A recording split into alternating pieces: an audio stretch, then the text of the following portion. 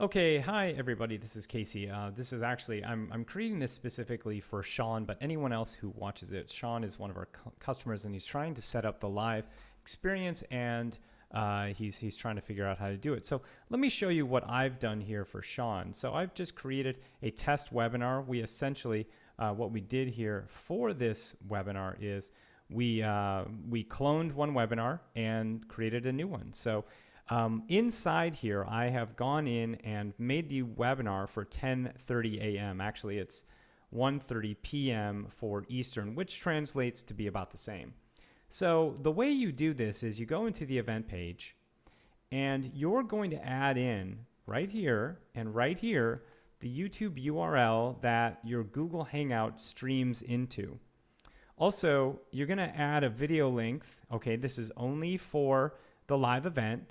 You're going to add however long you think this event might go towards. So technically for my live events, I tend to put something more like 2 hours just because they're live. Now, when they're automated, I set the exact length of the actual pre-existing video.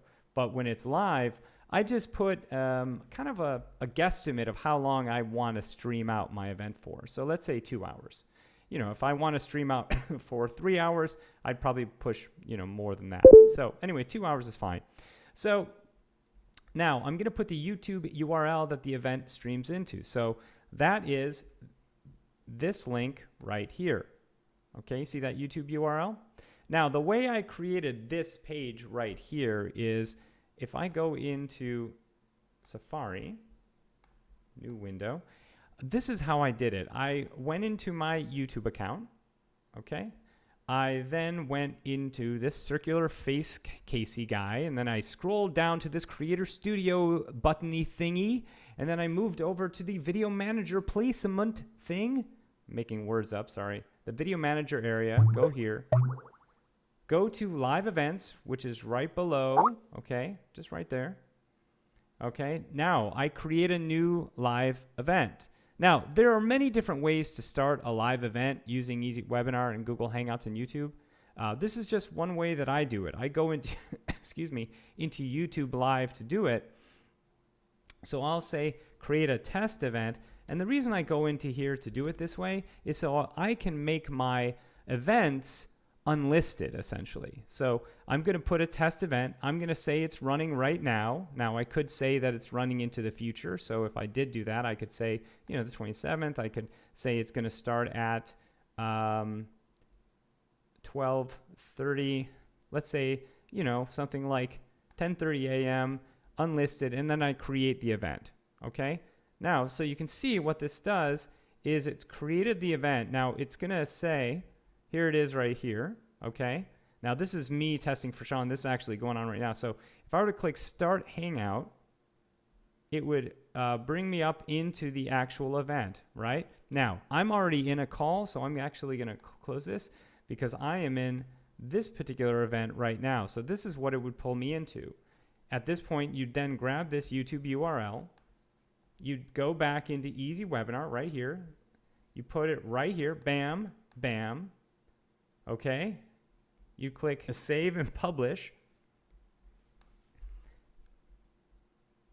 All right, now you go into your timed events because it looks like this timed events needs to be set. So I'm going to set this at 5 minutes, and I'm going to end it at 10 minutes. Okay, so that's what a timed event is. Buy Now button, Save and Publish. We're closing that off. Now, once I do this, I'm going to register for the webinar. So here is the Casey Zeman webinar right here. I'm going to go into the buttons or the links. I'm going to register for this event. It looks like he's used some EasyWebinar pages on this page. But anyway, you register for this event. I'm going to use Casey Zeisel. Actually, I'm going to use Casey at Tracy at YouTubereveal.com. Okay. I'm going to register for this event. Now it's taking me to the confirmation page. And when I click on this link, I have 40 seconds till this event starts, which will then bring me into this particular event room right here, right? So let me quickly now start broadcast. So now that there's 40 seconds till this event starts. I, as the person, doing the live event, I'm going to click start. I'm going to start my broadcast now and start going right at it. So it's starting, as you can see. Boom, now it's started. Now I'm talking right now to my audience. And now watch this. If I scroll this down and we come back to here, you can see that it's redirecting into the room where the live event is happening. And once it happens, it's going to be bringing me up. Now watch. Now, any second now, it will transfer over to me speaking to you as the audience. Okay, so like the guys watching, as you can see here are all the participating users, my audience, and there I am now right there. Watch this. If I scroll this down, that's in real time. This is in real time. It's happening. My hat is really, I look terrible in this event, but this is exactly what you should understand how it works. Okay, now there is, with Google Hangouts or YouTube Live, a 30-second delay. So that's why, obviously, I started my Google Hangout, right? I clicked on that Start Broadcast button, right? I started it about 30 seconds before it happened. And see, there it is right there. So there's a 30-second delay. So I always start my Google Hangouts. I click that green broadcast button 30 seconds before the countdown page of EasyWebinar comes into the live room. Okay? Now, let me show you exactly some other things that you can do with this. So you need to understand a little bit about the linking system here. So this is a registration page. Now, granted, Sean should have set this to his own permalinks. He should make this a little more optimized by calling it like registration, mobile webinar, things like that, which you can do inside EasyWebinar. But he didn't do it. No big deal. We'll push on. So this event link right here, this event page link, this, as you can see, redirects to the registration page. And the reason it redirects to the registration page is because of the fact that you have to be registered in order to come to this page and also logged into your WordPress site to see it. So that is not the page that you're going to want to try to access to test the webinar. Now, there are other links here, no registration public event link right here, which will directly bring you in to the webinar as it's going on right now. As you can see, God, my hat's all tilty and weird. So that takes me directly into this link. This is an open link, meaning that it can be placed anywhere. Now, the countdown link is where you will want to send someone, okay, this countdown link, this is the no registration countdown link, okay? Remember, if people register through this link, the registration page link, they are automatically sent to the thank you page, which then automatically sends them to their own unique countdown page. But we do have a countdown page that is completely open, meaning you don't have to pre-register in order to use it. You could just send it out. And for whether it's a live webinar or an automated webinar, that countdown link is going to redirect someone into the next available event without them registering. So if I click on that, zeros across, boom, it's going to bring me in real time because we're 2 minutes and 46 seconds into the event. So as you can see, this is how this works. This is the process that you go through. Now, the replay link, this is something you should understand. The replay link actually is the same as the live event page. See? This is the same as the live event page. It's actually happening in real time. The only difference with this is that it is a replay page that you can fast forward and rewind. Now, the point at which you'd send out an event is a replay page is after the event is over. So you don't have to worry about what that replay page looks like right now. It essentially takes that live event and turns it into a replay by the end of it, okay? Does that make sense? So if you click on it now, yes, it'll bring you into, the live page. So a lot of people, some people send out the replay page when they're running a live event because that's it's an open link. They want them to come into it. But here's the deal. The replay page has a scrub bar because once this Google Hangout event is over, what's going to be happening is that this replay page will then have this video automatically in here that can be fast forwarded and rewound. Okay? Does that make sense? See how I can rewind it to the beginning? Well, that's the other part of the replay, is that it can actually give you an instant replay in real time, even while you're doing a live event, okay? So the replay is specifically for once the event is over, all right? So remember that. That's this link. But essentially, for an automated webinar, the replay link and the event link are essentially the same video. Okay, one just has a scrub bar that can be fast forward and rewound, and the other doesn't. Okay, that's the main difference between the two. Now, the last link I want to show you is the no registration, or the one-click registration link. Now, this would be sent from your email. Let's say I have Infusionsoft, and I want to send someone out a link where they just click on that link in the email, and it auto-registers them for a webinar. So I'm going to show you a test. So right now I'm auto-registering for this webinar, which it just did. Okay, and now I click on this event link. This is the thank you page, okay? And on the thank you page, there is the unique event link for me as the person who just registered. I click on that, and it will bring me right into the event where we're at, okay? And here is the timed event that happened at 5 minutes in, okay? There, it's called it. He set this. He was just testing it out. The buy now link right here. Here's his chat wing right here. Fun event. Working well. Yeah. So this goes right to his sales page if he had it up on his sales page, but he doesn't. And that's exactly how this system works. This is how easy it is. I mean, to me, this is like the easiest thing in the world, but that's because I've done it so many times before, probably. Super simple to set up a live event using the Google Hangout. You can then, of course, go in and share your screen. And by sharing your screen, you can also see how we're sharing my screen right now. That's what people see. So if I go in, that's what they'll actually see. You can also share a PowerPoint or Keynote presentation. So if I were to go in, yank up my Keynote, okay, now I go in and go to screen share. I have to click on it to come back to me, but click on it again.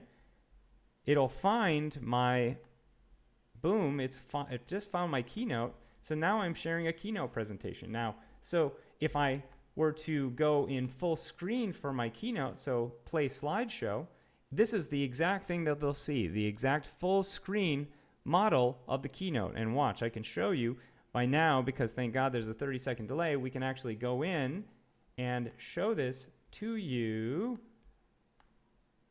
in here. So let me,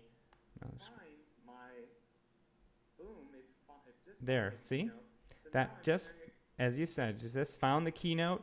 You share your screen. This is exactly how this process works, so that if you are at all confused about it, that's exactly the system, okay? I hope this helps. This was so that you can get a better idea of how to do the live stuff, get it set up pretty quickly. This is, to me, as I said, very simple stuff, quick, efficient, ready to go. It's easy, and I hope this helps with kind of understanding how to do it. Now, I will do this. The last thing I do want to say is let me show you 2 other quick ways to set up a Google Hangout. So now, let's say you go into your YouTube account. So let's go to YouTube. And let's simply click upload. And now let's dive in straight away to where it says broadcast right here. And here's another quick and efficient way to create a Hangout on air, okay? Now this takes me back to Google+, but that's because inside Google+, there's an area where you can create your Google Hangout on air, okay? So there's a Google Hangout on air inside there, as well as in YouTube. So this one I'd give a name such as Casey Streaming Out Using EasyWebinar. Okay, I would maybe do it now, and I'd actually let me take that away. So now it's starting the new app. Next, applause. It's teaching me a little bit about it. I'm going to start my Google Hangout on air. Okay. Take me there. end the call. So I'd have to end the other call. But this is the other way you would do it. All right. This is the other way you could possibly do your event. So now I'm actually going to remove that because I'm not going to be doing that Google Hangout. So I don't think I actually have to do that. I think I could just keep it as such. Let me click on play. Yeah, there's nothing happening here because Casey hasn't started the event yet. So anyway, this is the other way that you can do your Google Hangout. But my favorite way is simply just going in to YouTube, okay, and starting it on the back where I can then set my event to be unlisted, okay? That's why I go this way. That's why I go into YouTube, and that's why I then go into Creator Studio right here, which then takes me over to Video Manager. There's a drop down for Video Manager where I can go into the live events, and then I can go new live event, right? That's what I can do. Yeah? Does that make sense? I hope this makes sense. By clicking on new live event, you can then make this public or unlisted. Unlisted will make it private so that it only shows in EasyWebinar and nowhere else. Okay, private, don't click private. Private means that the video won't be seen anywhere. So you wanted to go unlisted if you're going to go to where you don't want it shown anywhere except on EasyWebinar's page. Public if you want to have it go into your YouTube account, or if you want to have it go into your Google Plus account, you would click public. Okay? Hope this helps. I am going to end this broadcast right down here. Okay, stop the broadcast. Now that I stop the broadcast, watch what happens for this webinar, okay? Because now inside EasyWebinar, what I'm having happen is once the broadcast is over, it redirects into the page that was set to redirect to. So technically, it's redirecting right now to Sean's sales page or whatever he said in here. Let me just make sure. There we go. There we go. Now it's going through, and boom, it's taking me to wherever he's having it finalize itself to. As you can see, it's on his page. Does this make sense? So that's how EasyWebinar works. Super simple stuff. The event is now over. So now if I clicked here, the event is over, but I had it set to stream out at 2 hours. So now that it's over, what I'm going to do is I'm actually going to go back in, okay, edit webinar. And now I'm going to set it. I'm going to go back to the event page. This is how easy it is if you wanted to go from a live to an automated event.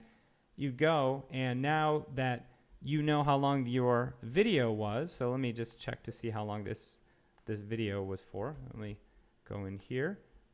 This is how easy it is to check. Okay. 11 minutes and 39 seconds. That's how long the video is.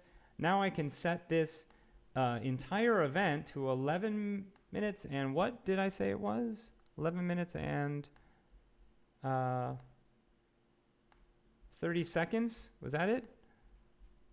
39 seconds. Okay, 11 minutes, 39 seconds. 39 seconds. So now I go and click and go to here, 11 minutes, 39 seconds. I have this redirecting. I need to go in and change my timed event now. So I'm going to say it's popping in at 3 seconds and ending at 8 minutes. And now I'm going to go to my event page. And now I'm going to see this was a one-time event. Now I'm going to make it recurring. And I'm going to make it automated. I'm going to have it in my attendees time zone, streaming every single day. I'm going to stream it 3 times a day or 4 times a day. Let's start at the 10 a.m., 1 p.m., 3 p.m., and I'm going to have this go out at 5 p.m. I'm going to make this 5 p.m. And the cool thing is, watch this.